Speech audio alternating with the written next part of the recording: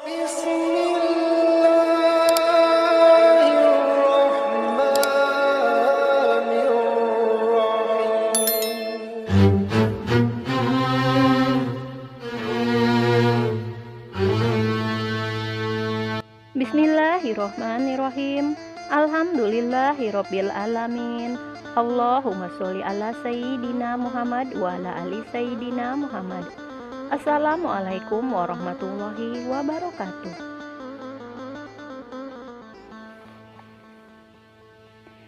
Kisah Nabi Daniel dilempar ke kandang singa oleh Raja Nebukadnezar adalah salah satu mukjizat yang senantiasa diberikan Allah kepada utusannya.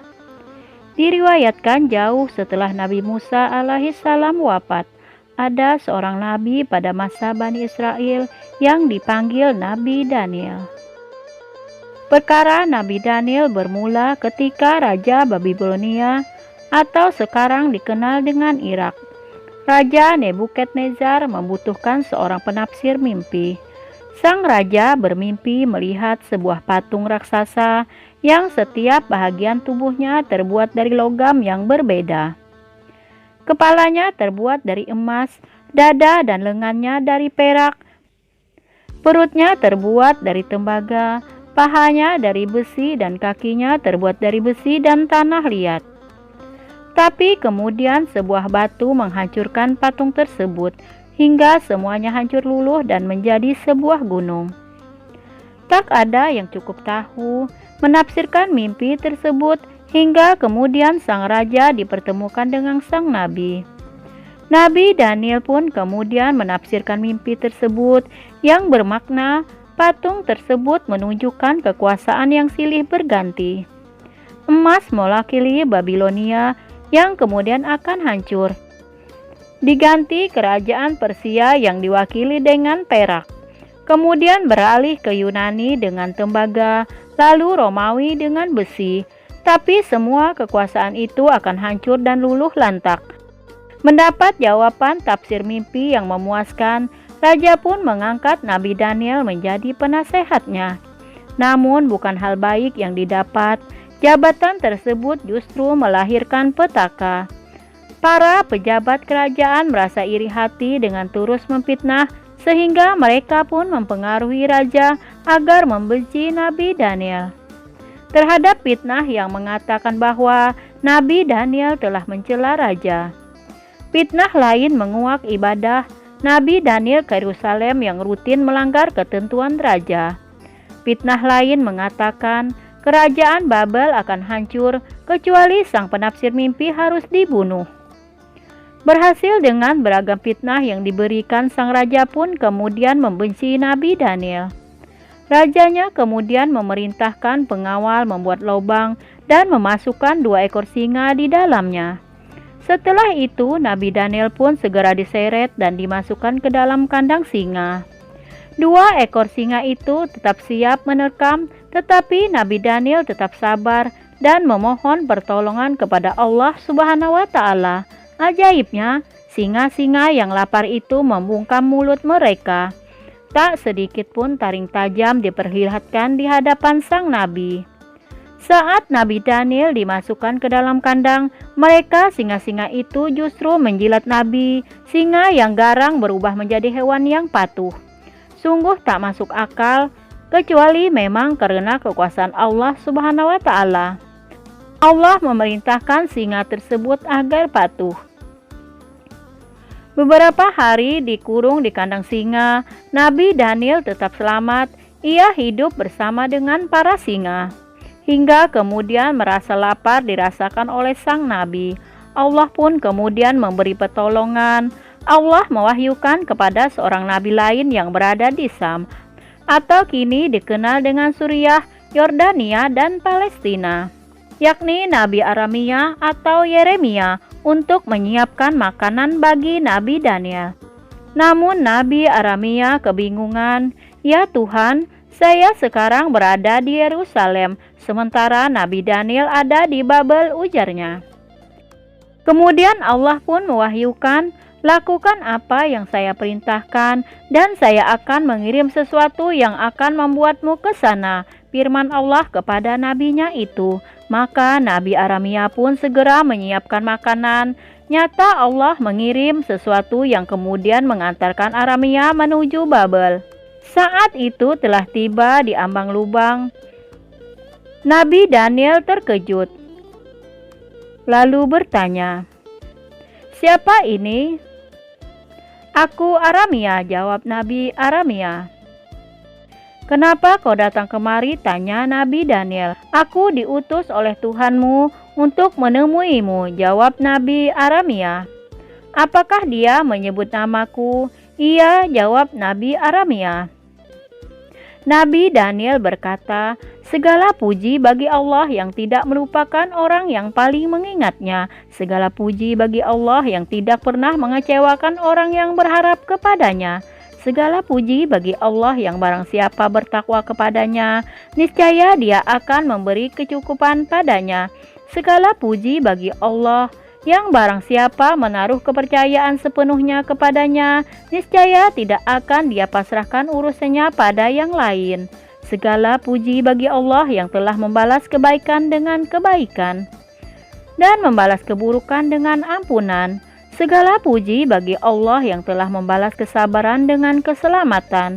Segala puji bagi Allah yang telah menyingkap kesulitan kita setelah ditimpa musibah. Segala puji bagi Allah, Dialah yang kami percayai ketika kami berprasangka buruk atas amal-amal kami. Segala puji bagi Allah, Dialah harapan kami ketika secara tertutup di hadapan kami. Nabi Daniel atau juga disebut Daniel adalah seorang nabi dari kalangan Bani Israel. Secara etimologi, nama Daniel berasal dari bahasa Ibrani, Daniel yang bermakna Allah adalah hakimku. Nabi Daniel adalah pemilik kitab Daniel, yaitu salah satu kitab perjanjian lama secara nasab. Nabi Daniel masih keturunan Nabi Daud alaihissalam. Beliau hidup sekitar tahun 620 sebelum Masehi hingga 538 sebelum Masehi.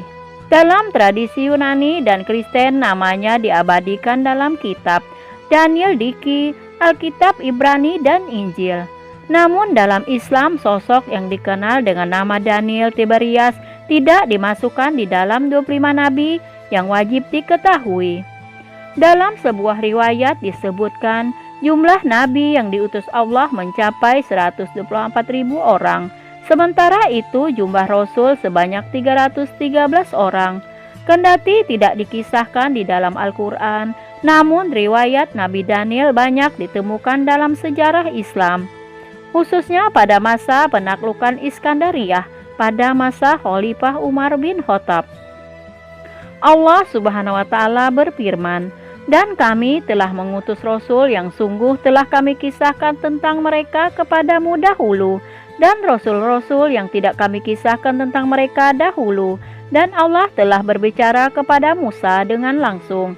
Al-Quran Surah An-Nisa ayat 164. Makam Nabi Daniel. Sebuah makam yang konon merupakan tempat peristirahatan terakhir Nabi Daniel terletak di benteng Kirkuk di kota Kirkuk, Irak. Di sana ada sebuah masjid yang dibangun di atas kuburan itu. Masjid itu mempunyai gapura dan tiang-tiang dan 2 kubah pada dasar yang dihias di sampingnya. Terdapat 3 buah menara yang berasal dari akhir kekuasaan Mongol. Masjid itu sekitar 400 meter persegi dan di situ ada 4 buah makam yang konon merupakan makam Daniel, Hana, Uzair, dan Mikail. Sebuah makam lain di Iran juga diklaim sebagai makam Nabi Daniel. Selain itu, masyarakat Mesir juga meyakini bahwa makam Nabi Daniel terletak di Iskandaria, Mesir. Menurut ahli sejarah Islam, kuburan Nabi Daniel ditemukan pada masa Khalifah Umar bin Khattab. Setelah itu ketika Iskandariyah berhasil dilumpuhkan oleh Ammar bin As pada tahun 641 Masehi. Ammar dan para tentara melihat ada sebuah bangunan yang tersembunyi, dikunci dengan tembok besi. Kemudian mereka membukanya dan ternyata di dalamnya ada lubang kecil yang ditutupi dengan marmer berwarna hijau yang kemudian ditutup dengan marmer berwarna hijau lainnya. Ketika dibuka, ternyata di dalamnya ada jenazah seorang laki-laki dengan kain kafan yang ditenun dengan benang emas dan memiliki badan yang sangat besar. Kejadian itu pun dilaporkan kepada Khalifah Umar, dan Umar bin Khattab segera bertanya kepada Ali bin Abi Thalib. Ali pun kemudian menjawab bahwa jenazah tersebut adalah jenazah Nabi Daniel. Umar bin Khattab segera memerintahkan Amr bin As untuk mengapani kembali jenazah tadi dan meminta untuk dikuburkan di sebuah tempat yang tidak dapat dijangkau oleh orang-orang. Amr bin As lalu membuatkan kuburan lagi di kota Iskandaria yang saat itu di atasnya dibangun sebuah masjid yang diberi nama Masjid Nabi Daniel. Dalam versi cerita ulama, Nabi Daniel mengabadikan gambarnya dan singa yang menemaninya itu pada permata cincin agar ia tidak lupa akan nikmat Allah atasnya. Diriwayatkan oleh Ibnu Abdul Junya dengan sanad yang hasan, sampai kini banyak negara mengaku memiliki makam Nabi Daniel. Sedikitnya ada 6 lokasi yang mengaku memiliki makamnya, tetapi hanya Allah Subhanahu wa Ta'ala yang tahu kebenarannya. Dalam kitab Yahudi dan Nasrani dikisahkan fitnah yang menimpa Nabi Daniel terjadi di masa kekuasaan Persia. Sang raja yang dengan dekat Nabi Daniel bernama Darius karena mendapat tekanan dari pejabatnya. Darius terpaksa memasukkan Nabi Daniel, nasihat kesayangan itu, ke dalam lubang singa. Tapi Raja Darius terus gelisah dan terus menengok kondisi sang nabi. Kisah Nabi Daniel terdapat di dalam kitab suci Yahudi dan Nasrani yang ditulis dalam bahasa Ibrani dan Aramia, dalam kitab sanad milik umat Yahudi, serta dalam perjanjian lama milik Nasrani. Al-Quran tidak mengisahkan tentang Nabi Daniel, hanya saja ada hadis yang membenarkan kisah tersebut. Mengenai kisah para sahabat Nabi yang menemukan kabar Nabi Daniel dikabarkan oleh Ibnu Katsir. Dalam kitab Story of the Prophet, karya Ibnu Katsir, untuk mengetahui detailnya. Di dalam kitab suci Al-Quran, Allah Subhanahu wa Ta'ala menjelaskan bahwa ada sebagian para nabi yang dikisahkannya diceritakan di dalam Al-Quran dan sebagian lagi tidak diceritakan di dalam Al-Quran. Contohnya seperti Nabi Daniel. Nabi Daniel bukanlah nabi dan rasul yang wajib kita ketahui, yang termasuk dalam 25 nabi yang patut kita ketahui. Tetapi kisahnya patut kita jadikan suri tauladan. Nabi Daniel adalah seorang nabi keturunan Bani Israel. Secara garis keturunan, Nabi Daniel adalah cucu dari Nabi Daud alaihi salam. Kisahnya memang tidak disebutkan di dalam Al-Quran, tetapi namanya dikenal khususnya pada masa penaklukan Iskandaria di masa Khalifah Umar bin Khattab. Nabi Daniel hidup di masa pembuangan bangsa Israel dari kerajaan Yahuda di Babilonia. Ia hidup pada masa Raja Nebukadnezar, seorang raja Babilonia yang sangat kejam. Tidak ada satupun laki-laki dari Bani Israel yang hidup, melainkan mengalami nasib dibunuh oleh sang raja tersebut. Anak-anak dipisahkan dari kedua orang tuanya, lalu anak-anak yang pintar atau yang cerdas dilatih untuk mengabdi kepada raja tersebut. Nabi Daniel gugur syahid dalam perjuangan jihadnya melawan bangsa Tartar di daerah Hormuzan. Dan makam Nabi Daniel ditemukan di zaman pemerintahan Umar bin Khattab. Dan makam kuburannya Nabi itu disembunyikan untuk menghindari kemusyrikan, karena takut disembah atau dikultuskan oleh orang-orang Islam lainnya. Wallahu a'lam bishawab. Sahabatku yang beriman, semoga kisah ini bisa bermanfaat. Lebih dan kurangnya mohon dimaafkan. Yang benar datangnya dari Allah Subhanahu wa Ta'ala, hilaf ataupun keliru itu datangnya dari diri saya pribadi sebagai manusia biasa. Terima kasih sudah menonton. Sampai berjumpa kembali di video selanjutnya. Wassalamualaikum warahmatullahi wabarakatuh.